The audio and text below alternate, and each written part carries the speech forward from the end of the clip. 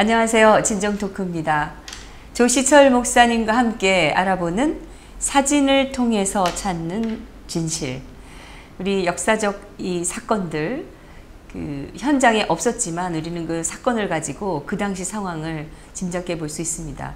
사실 이 역사의 사실 왜곡이 지금 대한민국이 겪고 있는 갈등의 가장 그 뿌리에 있다고 저는 생각합니다. 특히 그 말이 안 되는 근거가 없는 대통령 파면, 그 배경에도 이 역사 왜곡의 거대한 지금 이 조작, 왜곡, 이 상황이 존재하고 있다고 저는 생각을 하는데요. 그래서 이렇게 사진을 통해서라도 우리가 잘못 알고 있는 그 역사적 진실을 확인해 보는 그것이 참 중요하고 귀한 시간이라고 생각이 됩니다.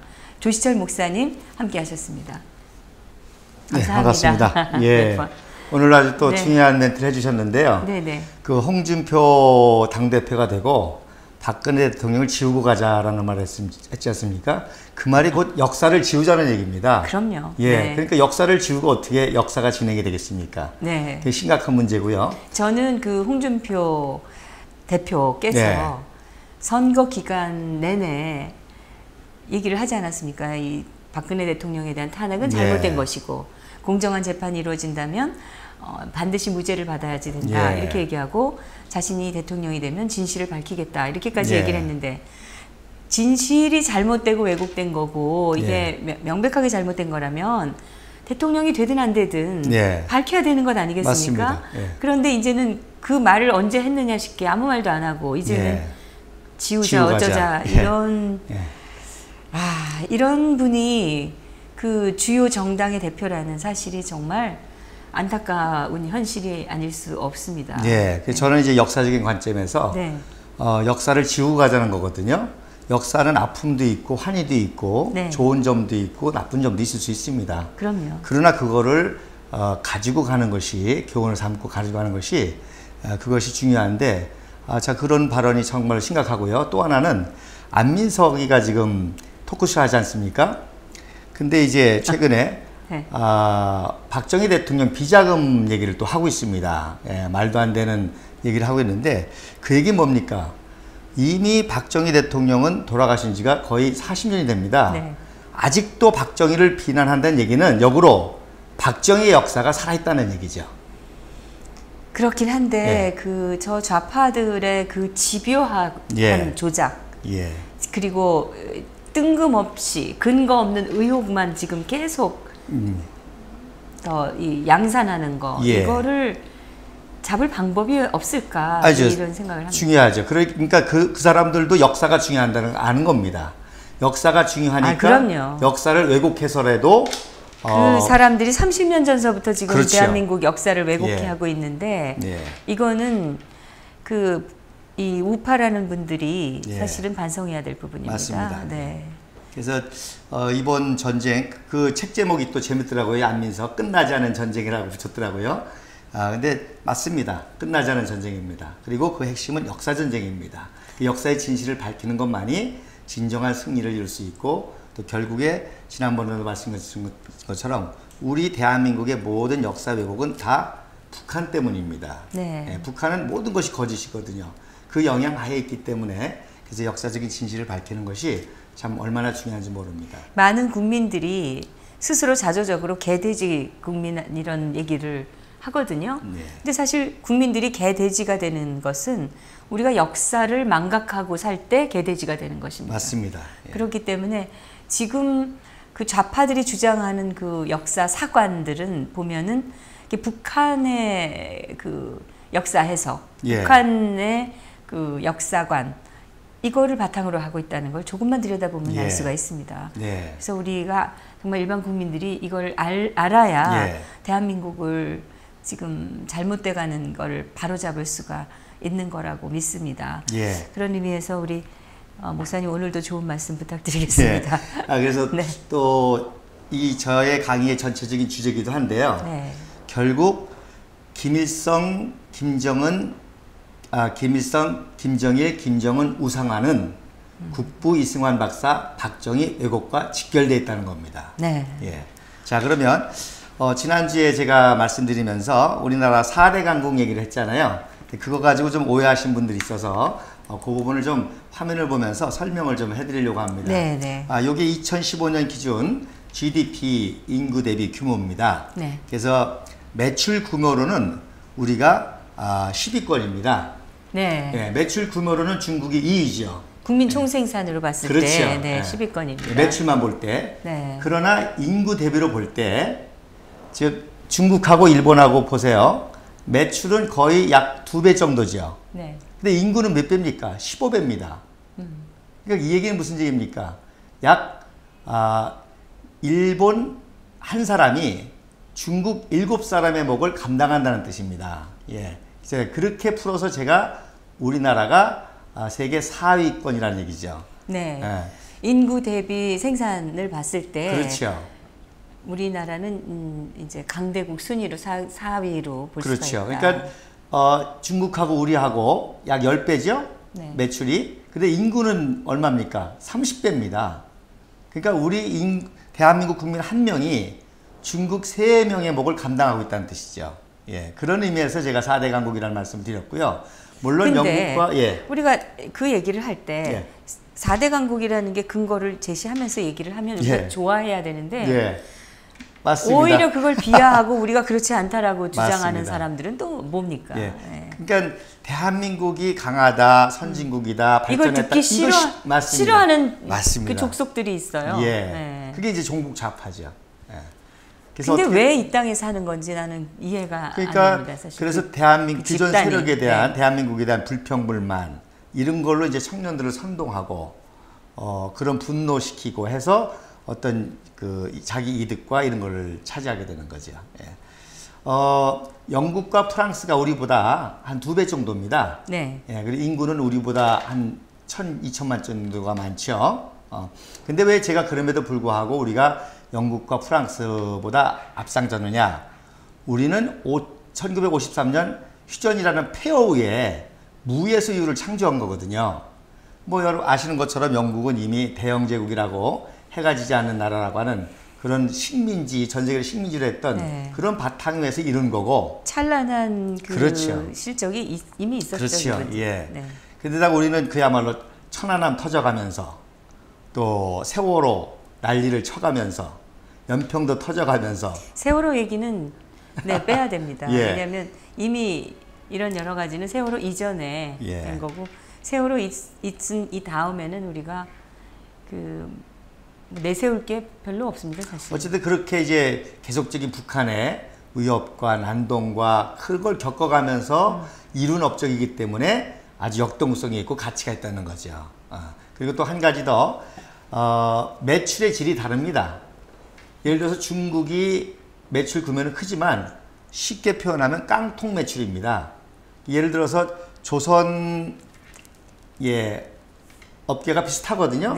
근데 거기는 그야말로 통통선 배를 몇만 대씩 만드는 거고 우리는 고부가적인 그런 배를 만드는, 그러니까 매출의 질이 다르다는 거죠. 그래서 이런 부분에 좀 오해가 있어서 죄송합니다. 그 다음에 이승만 대통령이 12년을 통치하셨습니다. 12년을 통치했는데 한 푼도 개인 재산이 없어요. 그리고 약 20억 불 정도를 끌어들였습니다. 우리 대한민국을 세우기 위해서. 2천억 불이라고요? 그러니까 오늘날 시세로 말하면 그 당시에 하여튼 2천억 불이었나요? 아니요. 그 당시는 한 20억 불 정도.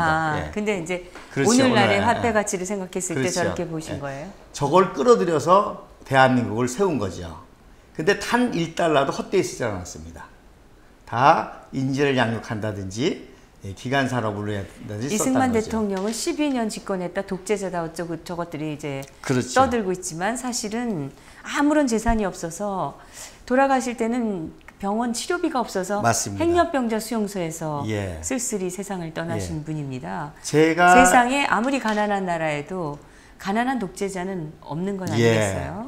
근데 그런 분을 독재자라고 주장을 하고 있는 저 좌파들은 어떻게든 이승만 대통령의 건국 정신을 죽여야 그 북한의 정통성을 높이는 거라고 생각하기 때문에 저러는 겁니다. 그래서 사실 저도 이승만 대통령과 역사를 연구하게 된 계기가 정 대표님 말씀하신 그겁니다. 어떻게 12년 동안을 절대 권력을 가진 통치자가 하와이로 가셨는데 하야도 아니고요. 내쫓은 것도 아닙니다. 2개월 동안 요양하러 가신 겁니다. 근데 병원비가 없어서 한인교회들이 도와줬다는 얘기를 듣고 제가 충격을 받았습니다. 성경에서만 보던 그런 분을 보게 된 거죠. 네. 그래서 제가 연구하게 된 계기가 된 것도 그 사건입니다. 그 이승만 대통령의 일생을 보면 성경을 실천했다는 맞습니다. 생각이 들어요. 예. 네. 그리고 박정희 대통령은 아시는 대로 18년을 통치하셨죠. 18년을 통치했는데 마지막에 금고에 8억이 나왔다 그러죠. 6억 원입니다. 6억 원입니까? 네, 네. 아니 제가 알기로는 9억 원입니다. 9억 원인데 그거를 이제 전두환 합수부장이 3억을 수사비로 쓰고 6억을 그 퇴직금 쪽으로 줬다고 그렇게. 아닙니다. 예. 6억 원. 예. 6억 원으로 저는 알고 예. 있는데요. 네. 하지만 어쨌든 중요한 거는 예. 박정희 대통령이 일절 한 푼도 개인적으로 착복하거나 한 것이 없이 오로지 나라와 민족을 해서 썼다는 얘기를 말씀드리는 그게 사무실 금고에 있었다는 얘기는 그렇죠. 그 통치자금이죠. 그거는 개인 자금, 개인 비자금이나 이런 게 아니잖아요. 맞습니다. 근데 그 안민석이니 이런 자들이 지금 박정희 대통령의 비자금 운운하고 다니는 것 자체가 그 괜한 근거 없는 의혹을 양산하는 것뿐이 아니다. 그것밖에 안 된다. 아니죠. 더 중요한 얘기죠. 즉 박정희 대통령이 얼마나 청렴결백한지가 드러나면 위대성이 드러날 거 아닙니까? 그러니까 오히려 그런 부정부패로 매도하는 거죠. 예, 역사를 그렇게 왜곡하는 거죠. 그러니까 그런 의혹만 양산해가지고 그렇죠. 대통령을 매도하는 건데 이거 옳은 일이 아닙니다. 안민석 씨. 네. 그다음에 전두환 대통령은 그런 사람들 7년밖에 통치 안 했습니다. 그죠? 네. 7년을 통치했는데 2천억 비리가 있어가지고 4천억 아닙니까? 2천억으로 네. 어쨌든 그래도 전두환 대통령 때는 이제 두 전직 대통령이 쌓아놓은 기초 위에 고도 성장을 이뤘죠. 예. 그러나 어쨌든 2천억의 비리가 있습니다. 그 다음에 노태우 대통령도 전두환 대통령이야말로 사실은 그 이전에 박정희 대통령께서 뿌린 씨앗의 열매를 맞습니다. 그 7년 동안 충분히 예. 누렸던 운 그렇죠. 좋은 사람이었던. 예. 뭐 지금은 너무 이제 좀 그다음에 이제 노태우 됐지만. 대통령도 5년입니다. 단 5년 통치에 역시 2천억 비리가 있죠. 그래도 노태우 대통령은 이제 북방 정책이라는 걸 통해서 우리 또 대한민국 정통성 이어갔죠. 그런데 이제 김영삼 대통령 때 완전히 말아먹어가지고 갑자기 IMF로 들어가게 된 겁니다. 예. 고도 성장하던 나라가. 그래서 제가 요걸로 대한민국 역사를 쉽게 이해하려고 하는 겁니다.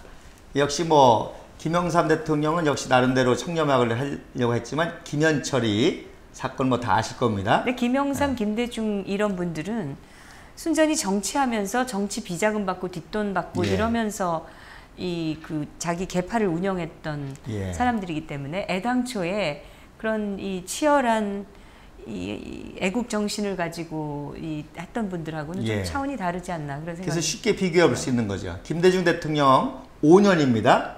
그런데 뭐 유명한 홍삼 트리오 다 감옥 갔죠. 그리고 아태재단. 그리고 그 측근들이 또 다 어마어마한 예. 비리로 뭐 권모 씨라든지 제가 알기로는 이런 지금 분들 동상 제가 조사한 동상만도 7개입니다. 5년 아니, 통치했는데.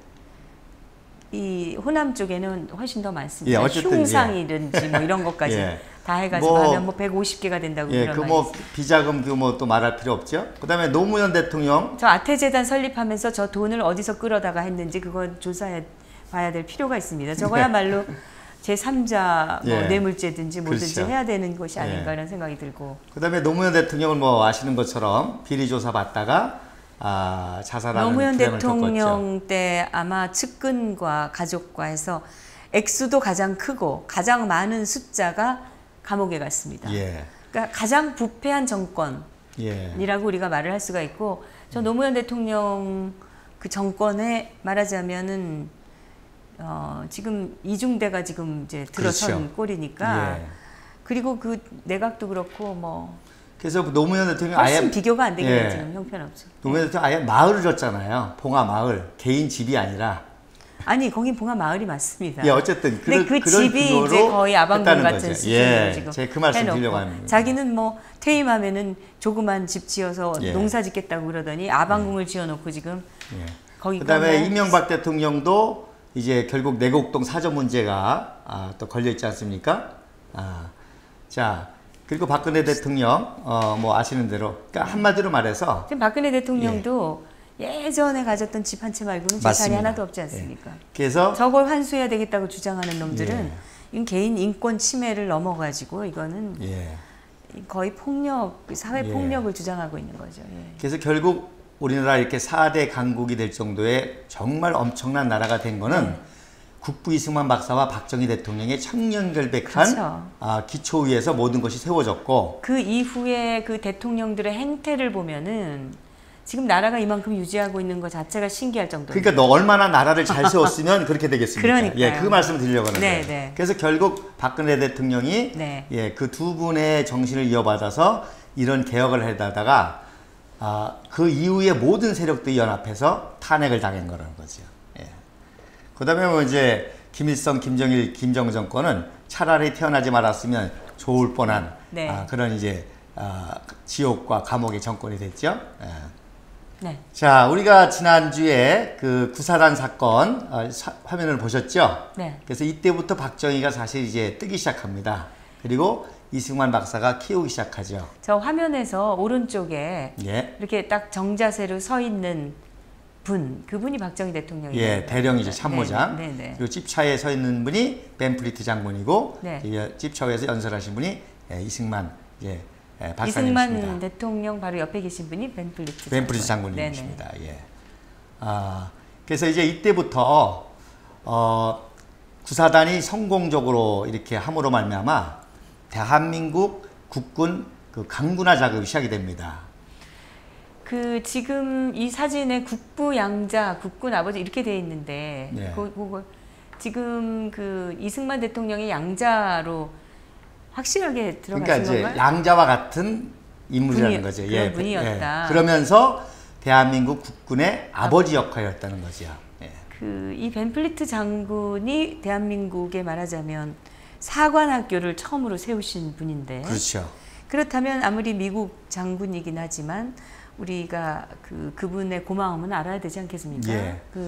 근데 사관학교에 저 벤플리트 장군의 동상이 있었는데 그걸 없앴다고 합니다. 저도 오늘 정 대표님에게 듣고 아주 충격적입니다. 제가 확인해 보려고 합니다. 언제 없어졌는지 모르겠는데 벌써 오래전에 없앴다고 하니까. 뭐 당연히 조사하면 나올 겁니다. 그거는 당연히 저는 제 생각에는 저 좌파 정권에서 그런 짓을 했을 거다. 그 반미니까. 근데 이거야말로 배은망덕한 일이고 속 좁은 이런 짓이 아니겠어요? 아시는 것처럼 벤프리트 장군은요, 아들을 한국전에서 잃었습니다. 뭐 그런 놀라운 일화도 있고요. 자, 이 사진에 보면은 정말 아버지와 아들까지 다정하죠. 그리고 벤프리트는 이임한 후에도 매년 한국에 와서 도와줍니다. 그리고 결국 박정희 대통령까지도 도와줍니다. 그래서 정말 어떻게 도와주셨나요? 이제 그것도 나중에 차근차근 이제 알게 될 것입니다. 이 벤프리트 장군이 얼마나 위대한 장군인고 하니 1915년 웨스트포인트 졸업생입니다. 지금 웨스트포인트 졸업생이에요. 사진이군요. 1915년.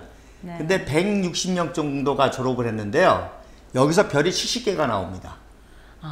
그래서 보통 한 기수에 대장이 한두 명 나오거든요. 근데 여기는 저 동그란 표시한 게 아이젠하워하고 브래들리 육군 원수입니다. 별 5개가 2명이 나왔어요. 그 다음에 대장이 또 2명이 나왔습니다. 그 웨스트 포인트 사관학교 중에서도 역사상 이 1915년도 졸업생들이 가장 엄청나죠. 가장 탁월한. 그래서 별명이 있습니다. The Crest of Stars Fellow. 별이 쏟아지는 학번이다. 그래서 소장급이 한 25명이 나왔고요. 중장급이 10명이 나왔고 소장급 25명, 또 준장급 해서 별이 70개가 나왔습니다. 이 중에 이제 벤플리트 장군이 있는 거예요. 제가 추적하기로는 저 맨 끝에 가운데 오른쪽에 계신 분이 계시죠. 그분이 벤플리트 장 생도로 보고 서 있습니다. 있는 뒤에 서 있는 사람 오른쪽에 가운데. 벤플리트 어마어마한 분이죠. 그 동기생 중에서도 탁월했던 분입니다. 저 맨 왼쪽에서 세 번째가 아이젠하워입니다. 그렇게 보이네요. 그 다음에 맨 오른쪽이 브래들리 육군 원수고요. 그 다음에 저 H자 쓴 분이 있죠. 네네. 그 오른쪽이 벤프리트. 아, 약간 옆으로 비켜주시네. 예. 서 있는 모습 비슷하죠? 예. 그래서 아까 말씀드린 것처럼 원수가 2명이 나오니까 별이 10개가 나왔고. 미식 축구하던 장면인 것 그렇죠. 같아요. 웨스트 포인트의 미식 축구팀. 그렇죠. 그렇죠. 뭐 최고의 그 정예 생도들이죠. 예. 자, 이렇게 해서 이제 벤프리트 장군이 대한민국을 그 국군을 세계 최강으로 만들기 위해서 가장 중요한 포병 사령관 프로젝트를 합니다. 네. 그래서 육군 대령급 가운데 최고 똘똘한 20명을 뽑습니다. 그 중에 역시 박정희 대령이 선발이 되죠. 이분들이 지금 대한민국 국군에서 가장 그렇죠. 뛰어난 지휘관들이라고 이제 뽑힌 대령급 중에서. 대령급 지휘관들. 그래서 포병 사령관을 키우기 위해서. 대령급도 지휘관이라고 하는 거 아니에요? 지휘관이죠. 연대장급을 마친 이제 중에서 네, 이제 네. 특별히 이제 포병이 제일 중요하거든요. 근데 지금 앉아 있는 모습에서도 박정희 대통령은 포스가 다릅니다. 맞습니다.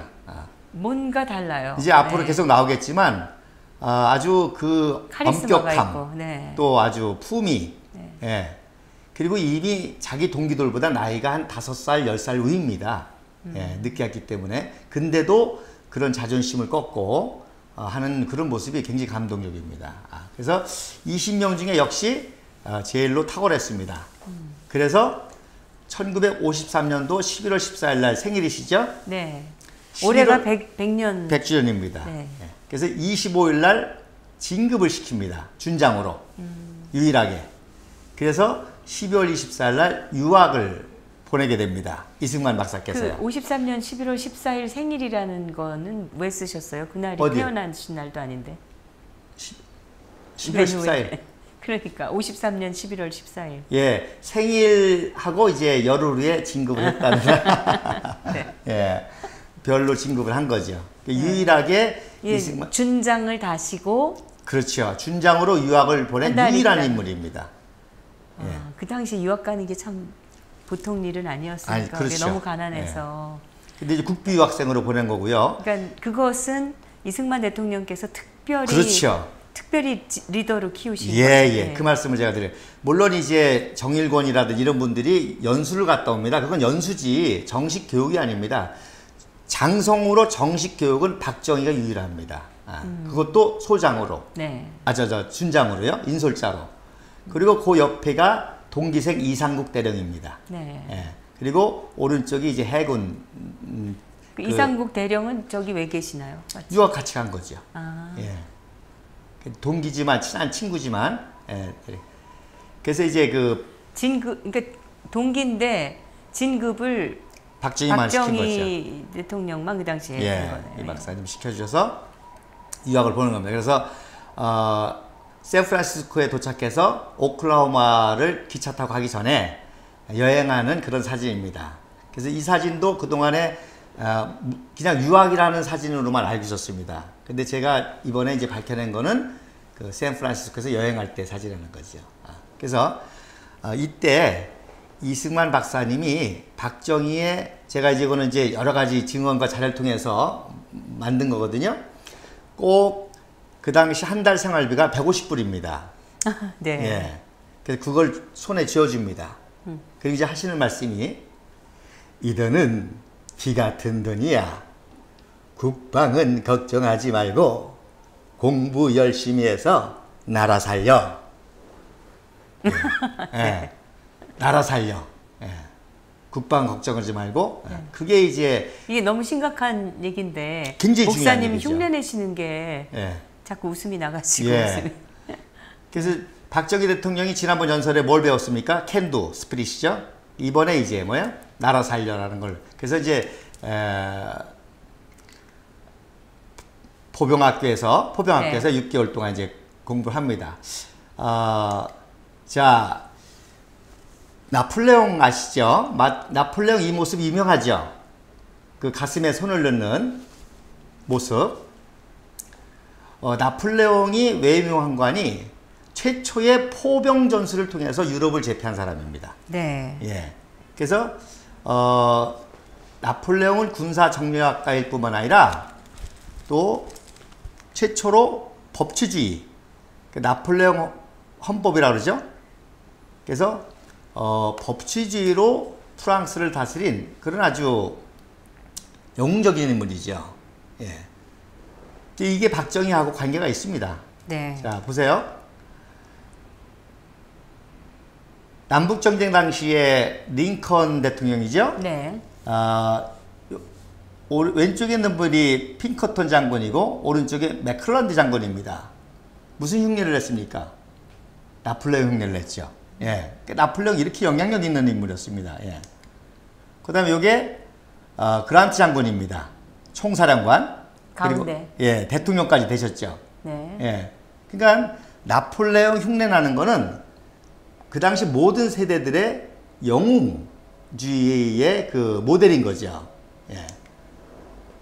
칼 막스입니다. 그럼 진짜 전부 그 가슴에 손을 대고 그러니까 흉내내는 거예요. 나폴레옹. 손을 예. 집어넣고. 나폴레옹은 한 세대 세계를 제패했던 최고 영웅으로서 그 모든 사람 선망의 대상이죠. 예. 칼 막스까지도 군인은 아니지만 그야말로 네. 공산주의 사상으로 세계를 제패하겠다 그런 야망을 표현한 네, 거겠죠. 네. 자, 이게 1885년 1월달 갑심정변에 실패하고 일본으로 피신한 박영효, 서광범, 서재필, 김옥균 모습입니다. 이분들이 나폴레옹을 알고 흉내낸 거죠. 흉내낸 건가요? 당연하죠. 정확하게? 예.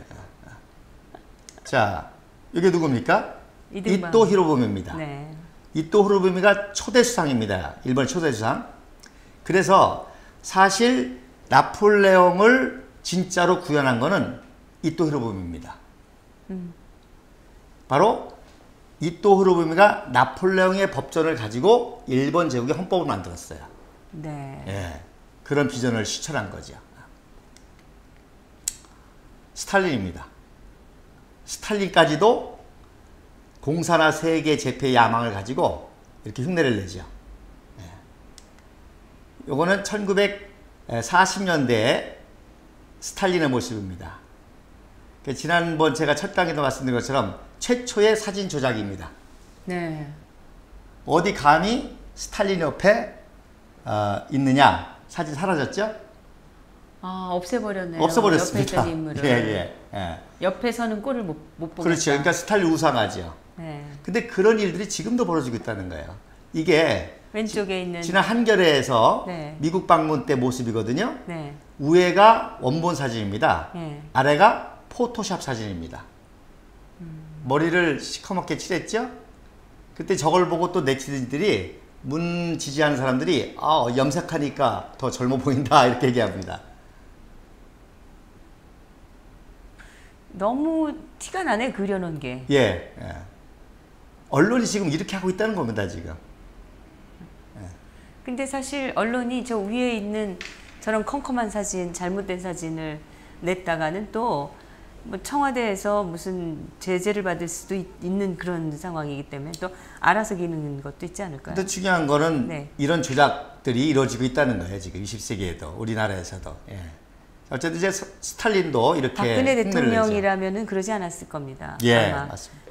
못생기게 나오거나 잘못 나와도 언론이 예. 그냥 내버려 뒀을 거예요. 그렇죠, 당연하겠죠. 그러니까 예. 그런 생각을 하면 아주 이 쓰레기 언론이라는 소리가 저절로 나옵니다. 그래서 제가 늘 하는 말이 김일성 우상화는 이승만 박정희에 대한 폄하고 그것이 지금도 이어지고 있다는 거죠. 자, 요게 지난번 사진 보여드렸는지 모르겠지만 50년 9월 8일 네. 강건 총참모장이 낙동강 지역에서 전사했을 때 장례식 사진입니다. 네네. 이때 흉내내죠. 한반도 통일의 야망을 품고 저거 김일성이가 김일성입니다. 예. 이 오른쪽에 있는 그 최용건입니다. 그래서 최용건이는 그래도 울어요. 눈물이 있어요. 근데 김일성은 눈물도 없어요. 예. 자, 이게 김일성이의 44년도 사진입니다. 32세 때. 맨 앞에 오른쪽에 두 번째. 예. 제가 무슨 얘기를 드리려고 하는 거니? 김일성이는 육문중학교 중퇴에다가 중대장 전투도 제대로 해보지 못한 그런 바보 멍텅구리라는 거죠. 그런 사람이 전쟁을 일으켰으니 얼마나 불행하겠습니까? 지금 저 88 국제 여단이라는 게 러시아군 얘기를 예, 하시는 거죠? 러시아 내에 중공군과 조선군이 섞여져 있는 겁니다. 예. 그래서 김일성이는 역할이 바로 KGB의 끝납풀 간첩으로 요 동북 연안군을 감시하는 역할을 한 겁니다. 그게 1944년이고. 예, 바로 입국 전이죠. 예. 그래서 이 간첩 역할을 한 김일성을 내세워서 위성 정권을 세운 거죠. 지금 44년이면은 일제 말기로 가까운 그렇죠. 때인데 예. 그때 이 소련군 소속이었는데 무슨 항일 투쟁을 했다고 맞습니다. 이 사기 조작을 하는 거지. 예. 예. 그래서 요 가운데 키 큰 사람이 유명한 이제 주보중이라는 사람입니다. 그러니까 중국 주보중의 똘마니였다가 소련군의 똘마니가 되는 모습입니다. 예. 자, 그래서 이 북한에서는요 포병절이라는 게 있습니다. 아예. 네. 예, 결국 미군의 포병 때문에 전쟁이 졌다. 그래서 포병들이 생길 정도입니다. 그래서 제가 왜 이렇게 말씀드린 거 아니, 박정희의 포병사령관 미국 유학이 얼마나 중요한 의미가 있다는 겁니다. 네. 예, 그래서 한마디로 말해서 아시아의 나폴레옹이 바로 박정희입니다. 그래서 박정희는 나폴레옹 전문가입니다. 그리고 그 나폴레옹의 모든 전략을 경제 개발에 이용한 분입니다. 그리고 역시 유신헌법도요 나폴레옹 헌법과 같은 겁니다. 예. 그래서 아까 이토 히로부미보다도 나폴레옹의 아시아는 바로 박정희 장군인 거죠. 아시아의 나폴레옹이. 나폴레옹이라고 저렇게 봅니다. 그래서 나폴레옹이 아시아가. 예. 그래서 결국 세계적인 천재인 국부 이승만 박사가 박정희에게 나폴레옹의 꿈을 펼치도록 유학을 보낸 것이죠. 그럼 이렇게 왜 이 박사님이 박정희를 또 보냈냐? 자기 자신도 선교사의 도움을 통해서 유학을 갔거든요. 지난번에 보신 것처럼 이제 감옥에서 이승만 청년이 감옥에서 있을 당시의 모습입니다. 그래서 1902년도에 감옥에 있을 때 자기를 키워준 안페젤라 선교사님이 순교했다는 소식을 듣고 하루 종일 통곡을 하죠. 그 아펜젤러 그 선교사께서 콜레라로 돌아가셨나요? 아니요. 콜레라 사건. 이제 그건 뭐냐면, 그래서 이 사진이 왜 중요하냐면요. 1903년도 3월 달 사진입니다. 2월 22일 사진입니다. 네. 예. 왜 그런 거 하니, 그 전해에 월남 이상제가 들어왔습니다. 저 가운데 앉아 계신 분이 월남 이상제 선생님이십니다. 근데 그해 8월에 콜레라가 들어왔습니다. 그래서 막 사람들이 막 죽어나가는 거예요. 그때 이승만 청년이 감옥에서 콜레라 환자를 돌봐줬죠. 그랬더니 월남 이상제가 놀라는 겁니다. 야, 너도 그렇게 하다가 병 걸려서 죽으면 어떡하냐 말렸습니다. 그런데 이승만 청년이 자기는 자기를 위해서 생명을 바친 아펜젤라 선교사님 그분 대신에 일을 해야 된다고 해서 그 콜레라 환자를 도와주면서 살아남죠. 오히려 그걸 보고 이상제가 충격을 받고 이승만의 전도를 받고 그리스도인이 됩니다. 그래서 이 사진이 월남 이상제가 회심한 기념사진입니다. 그 다음에 지금 이 서 있는 분, 저 오른쪽에 계신 분이 이승만. 그렇죠. 쇠사슬을 묶은 네, 중재수기 때문에. 분이. 그리고 그 옆에 앉아 있는 분이. 근데 지금 쇠사슬로 저렇게 묶여 있는 중재인인데 얼굴은 너무나 편안하고 예. 미소를 띠고 있어요. 그렇죠. 네. 예. 그리고 그 이유가 앉아 이제 계신 나옵니다. 앉아 있는 5분 중에 맨 가운데 분이 가운데 이상제. 선생. 그다음에 그 이승만 바로 옆에 있는 분이 강원달이라는 분인데 이분이 병보석으로 출소를 합니다. 네. 그래서 출소 기념 사진입니다. 그리고 이상제 회신 기념 사진입니다. 예. 그리고 언더우드 선교사님이 그래서 방문한 사진입니다. 예. 이 사진은 언더우드 박사가 그렇죠. 그래서 이제 이승만 청년이 나중에 이 사진을 입수해 가지고요. 유학하는 동안에 미국 전역을 다니면서 이 사진을 환등기로 보여주면서 이제 우리 한국의 실상 또 한국을 도와달라고 호소하는 데 쓰게 되죠. 예. 그래서 이제 감옥에 있을 때 이런 선교사들이 이승만을 전폭적으로 도와주게 되죠. 네. 그래서 이 사진은 지난번에 보여주신 것 같습니다. 특별히 이제 그 조원시 선교사님이 또 아주 굉장히 중요한 영향을 미치는데요. 3월 10일경에 계속 탄원을 하는데 탄원이 안 됩니다. 그래서 실망하지 말라고 편지를 씁니다. 편지를 쓰는데 뭐라고 쓰는 거 하니? 바로 당신이 추록하여 한국을 기독교 국가라고 표현했습니다. 근데 정확한 의미는 기독교 국가라는 의미가 아니라 미국과 같은 나라가 되겠다는 거죠. 기독교 자유민주주의로 만들려는 우리들의 노력을 도울 것을 고대하며 기도합니다. 즉 그 당시 모든 선교사들의 비전 중에 하나가 이승만을 키워서 조지 워싱턴과 같이 만들어서 미국과 같은 나라를 조선에 세우겠다는 것이 꿈이었던 거죠. 그런 꿈을 감옥에 있는 이승만 청년이 심어줬던 거죠. 거기에 이제 그 이승만 청년이 이렇게 답장을 합니다. 아까 정 대표님이 참 그 표정이 편안하다고 하게 된 그 내용이죠. 그래서 희망이 보이지 않지만 추록을 기대하지도 않습니다. 그러나 하나님을 믿고 평안합니다. 그래서 감옥에서 계속 책을 읽고 글을 쓰고 시간을 보내고 있습니다. 이런 답장을 보내죠. 그래서 약 600권 분량의 그 전문 서적을 도파합니다. 더 놀라운 거는요, 감옥 안에서 영어 사전을 만듭니다. 그래서 F까지 편찬을 합니다. 그래서 영어를 쓰고 한문으로 쓰고 또 우리나라 발음을 쓰고 내용을 씁니다. 그래서 영어 사전을 만듭니다. 그 이승만 청년이 왜 영어 사전을 만들었느냐? 여기에 놀라운 뜻이 있습니다. 이 당시에는요, 성경이 아직 제대로 번역이 안 될 때입니다. 그러니까 이승만 청년은 선교사들이 한국에 와서 한글을 배워서 번역한 성경을 한국 사람이 읽는 것보다 한국 사람이 영어를 배워서 영어 성경을 읽는 게 더 빠르다는 그런 생각을 가진 거죠. 그래서 영어 사전을 만듭니다. 그러다가 러일 전쟁이 일어나니까 우리나라가 식민지 된다는 걸 깨닫고 이제 영어 사전 편집을 그만두고 독립정신이라는 책을 씁니다. 그래서 독립정신을 쓰고 6월 29일 날 탈고한 기념사진입니다. 6월 29일 날. 그래서 약 3개월 동안 이 독립정신이라는 책을 쓰죠. 그래서 이때는 이제 출소 직전이라 쇠사슬을 안 맸죠. 그리고 오른쪽에 있는 사람이 든 게 이제 감옥에서 통달한 성경입니다. 그리고 왼쪽에 들고 있는 조그만 책이 그 찬미가라고 그러죠. 찬송가입니다. 감옥에서 불러도 찬송가. 기념 촬영을 하는 겁니다. 독립정신이라는 책을 썼습니다. 감옥에서 29살 청년이요. 이게 이제 그 독립정신 책이 1910년에 출판이 되고요. 또 최근에 나온 책입니다. 다시 출판이 됐죠. 그렇죠. 네. 예. 근데 요즘에 다시 읽어도 참 명문입니다. 제가 이제 그걸 말씀드리려고 합니다. 독립정신은요, 대한민국의 초등학교, 중학교, 고등학교, 대학교 국민들의 필독서입니다.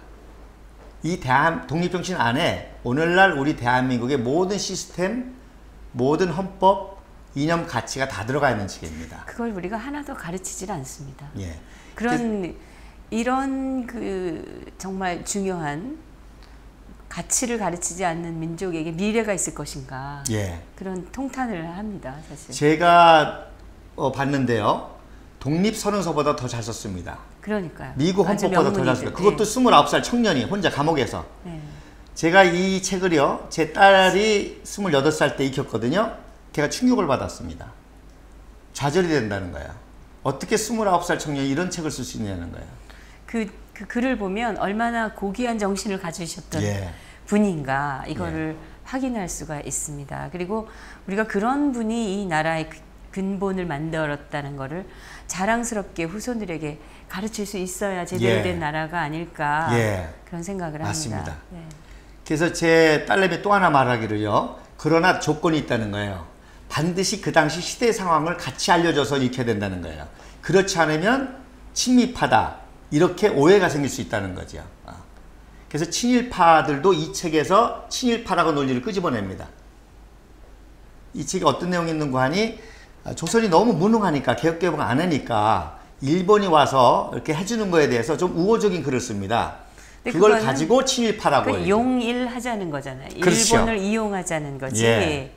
뭐 이 친일을 해서 일본에다 나라를 갖다 바치자는 게 아니지 않습니까? 그러니까 그걸 자꾸 친일이니 뭐니 우겨대는 사람들의 논리가 맞습니다. 너무 빈약하고 억지가 많습니다. 심각하다는 거죠. 그리고 그거를 우리에게 유리한 쪽으로 해석을 해야 되는데 저자들은 적에게 유리하게 하여튼 뭐 비판적인 거 될 만한 거가 있다 하면 끄집어내서 이렇게 모험하는 거죠. 네. 제가 더 충격을 받은 거는요. 광화문에 역사박물관 생겼죠. 거기에 갔더니 이 책을 전시해 놨습니다. 그리고 뭐라고 썼습니까? 1910년 이승만이 저술한 독립운동 관련 사상서라고 썼습니다. 자, 언제 썼습니까? 1904년도에 썼습니다. 네. 그러니까 좌파도 안 믿어지는 거예요. 네. 감옥에서 청년이 저런 책을 썼다는 게 안 믿어지고 뭐라고 왜곡하는 거 아니 1910년이면 프린스턴 박사학위 받을 때입니다. 박사가 썼다 그런다는 거죠. 저거 거짓말을 저렇게 예. 우리 역사박물관에 아니 박물관에서 제가 너무 그러니까요. 충격을 받았습니다. 네. 그런데 보세요. 독립운동 관련 사상서라고 그랬습니다. 저거는 독립운동이 아니라 대한제국 개혁운동입니다. 1904년도니까. 독립운동은 언제부터인 거니? 정확하게 말해서 1910년도부터입니다. 한일합방 이후부터 봐야 됩니다. 근데 이렇게 이제 왜곡을 하는 거죠. 그래서 제가 이거를 저거는 왜곡이라기보다는 무지의 소치가 아닐까. 아니죠. 생각해 보세요. 대한민국의 역사박물관을 만들 정도면 역사의 전문가들이 하는 겁니다. 저거는 사실은 공무원들이 이거를 진행을 하면서 반대가 많았습니다. 저거 제가 역사박물관 만들 때 뒷얘기를 좀 들었는데 좌파들의 반대가 극심했습니다. 조금이라도 독립운동이나 또는 이승만 박정희 대통령 관련된 사료들이 전시될까봐 예. 좌파들이 뭐 엄청나게 그 반대를 하고 방해를 했는데 그걸 뚫고 만들어진 건데 이제 저런 것은 그 주관하던 사람들의 무지의 소치로 저런 게 그리고 비롯된 것이 아니에요. 문화관광부의 역사박물관을 만들냐면 그 분야의 전문가들이 다 체험합니다. 역사학과들이 채용이 되고요. 그다음에 또 보세요. 1954년도 출판이라고 했습니다. 근데 지금 우리나라 역사학회가 좌파들이 장악을 하고 있습니다. 예. 역사를 왜곡하는 인물들이 지금 대한민국 국사학계를 장악하고 있기 때문에 예. 저런 거 만들 때 제대로 올릴 수 있는 맞습니다. 사람들 자체가 적습니다. 그래서 제가 정미용 대표님이 그렇게 굉장히 역사에 흥분하잖아요. 제 흥분은 그겁니다. 무지가 아닙니다. 알면서 저렇게 하는 겁니다. 그게 저 가슴 아픈 거죠. 그럼 무지면 고치면 되거든요. 제가 그 다음 달에 가봤거든요. 네. 치워버렸습니다. 예. 저기 없어졌나요? 없어졌어요. 고쳐놓은 게 아니라. 그 다음에 보세요. 누가 문제 제기를 한 건가요? 제가 제기를 했죠. 그랬더니 아예 없애버렸어요? 그랬더니 그 다음에 가봤더니 없어져 버렸어요. 그 다음 보세요. 1954년에 출판됐다 그랬죠? 아닙니다. 해방되자마자 이 책이 센세이션으로 보급을 시켰습니다. 나라를 세워야 되니까. 그런데 54년도에 출판한 걸 이렇게 왜곡을 하죠. 그래서 이 책을 통해서 청년들이 지금 많이 돌아오고 있습니다. 이 책을 읽으면 청년들이 안 돌아올 수가 없어요. 그리고 지식인도 마찬가지고요. 그래서 그 책 안에 이런 사진들을 다 이 박사님이 청년이 다 구해서 넣었죠. 그리고 말씀드린 대로 자기 때문에 체포당했던 쇼물 선고사, 그래서 자기 돌보다가 과로해서 순직하신 그 가족 사진을 또 여기다 이렇게 게재해놨죠. 그 다음에 이게 마지막 페이지입니다. 독립정의 마지막 페이지. 거기에 언더우드 선교사님 사진을 갖다 또 놨습니다. 원래는 이제 아펜젤라 선교사님을 넣고 싶겠죠. 근데 순국하시고 자료가 부족하니까 이제 언더우드 선교사님을 이제 모아놓은 겁니다. 이게 이제 결론 부분인데요. 결론의 내용이 그겁니다. 기독교로 근본을 삼지 않고는, 여기서 우리가 오해하는 거는 어떤 기독교라는 종교로만을 얘기하는 것이 아닙니다. 기독교의 정신, 즉 정직과 성실과 법치주의, 즉 미국식 그 민주주의를 뜻하는 겁니다. 그래서 그 근본을 삼지 않고는 우리가 국제 통상을 해도, 외교를 해도, 국권을 중히 여겨도, 의리를 숭상해도, 자유 권리를 해도 평균한 방안을 얻지 못할 것이다. 이 근본 정신, 독립 정신을 결론에 말씀하는 거지요. 그리고 마지막 결론이, 그래서 각각 나의 몸을 잊어버리고 남을 위하여 서로 일해야만이 우리나라가 나중에 다시 세워지고 영국과 미국과 같은 나라와 같이 될 것이다. 이게 이제 결론입니다. 그게 지금 이루어지고 있지 않습니까? 예. 요게 이제 출소 직전 때 사진입니다. 오른쪽 사진이 출소 직전의 이제 사진이고요. 오른쪽이 출소하는 사진입니다. 그러니까 왼쪽에 있는 사진, 예. 세 분이 찍은 사진의 가장 오른쪽에 계신 분이 이승만이죠. 그 다음에 그 옆에가 이상재 아들 이승인입니다. 그리고 그 옆에가 안국선, 안명성이라고 그러죠. 이 사람의 친척이 유명한 그 월북한 최승희 남편 안막입니다. 예. 그럼 왜 올라가느냐? 친일파니까 올라갔죠. 예. 안막은 친일파였죠. 예, 그러니까 최승희가 올라간 거예요. 세계적인 무용수지만. 예. 그리고 이제 그 오른쪽 사진이 출소 때 사진인데 저 서양 모자 쓴 분이 에이비슨 재중원 선교사님입니다. 마중 나가시는 거죠. 예. 그래서 이렇게 출소하실 때 영접하는 이 여러 선교사들이 다 기대하고 있다가 당연하죠. 예. 그만큼 귀한 인재로 예. 돼 있었다는 거죠. 예. 그래서 이때는 이제 우리가 일본의 식민지 직전이라 미국의 그 도움을 얻기 위해서 특사로 누구를 보내야 되겠냐? 그때 모든 그 선교사들과 또 고관지작들이 감옥에 있는 이승만을 보내야 됩니다. 또 민영환대 가면 특별히 해서 출소를 한 거죠. 그래서 특사로 가면서 유학을 가게 됩니다. 네. 그럼 오늘도 여기까지 하고 이어서 또 다음 시간을 또 기대해 보도록 하겠습니다. 예. 그래서 이 사진 이제 마지막으로 이 사진 이제 유학 직전에 기념 사진을 찍은 겁니다. 네. 예, 유학하기 전에 가족 사진 찍은 겁니다. 예. 그리고 요까지의 이야기를 영화로 만들었습니다. 1958년도에 신상옥 감독이. 당시 김진규가 이승만 역할을 했습니다. 이승만 역할을 하신 거네요. 네. 예. 이제 유학 이후에 그리고 이어지는 그 애국 또 독립운동에 관련된 이야기, 이승만 박사에 대한 이야기는 또 계속해서 또 기대해 보도록 하겠습니다. 예. 처음 보는 사진들을 많이 보여주셔서 아주 볼 때마다 감동입니다. 감사합니다. 네, 감사합니다. 네. 우리 그 역사 왜곡을 얘기하는 거에 가장 핵심은 근세사고, 근세사에서도 이승만 대통령과 이승만 건국 대통령과 박정희 부국 대통령, 저는 이 부국 강병 대통령이라고 말씀을 드리고 싶은데 박정희 대통령에 관련된 것에 집중되어 있습니다.